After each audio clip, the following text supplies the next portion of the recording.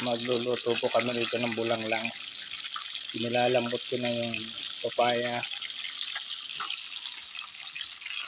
Tapos may kalabasa na mura, buko ng kalabasa, talong at malunggay. Ang partner ay tilapia with paring Joel. So lang po ito sa Quadyok, sa probinsya ng Juba. Ito po yung accommodation niya. Hapon lang po ako dumating dito. Napakaganda ng kusina niya sa labas ng kwarto niya. Ganyan lang po ang buhay sa abroad.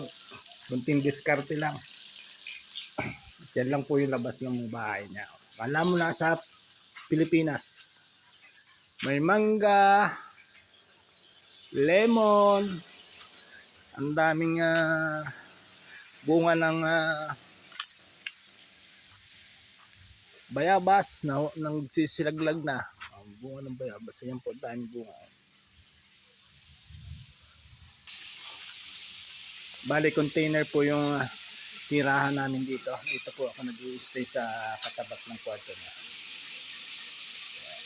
Yung pong dalawang pintuan na yun, ano po yan, CR po yan, saka shower room. Container po ito.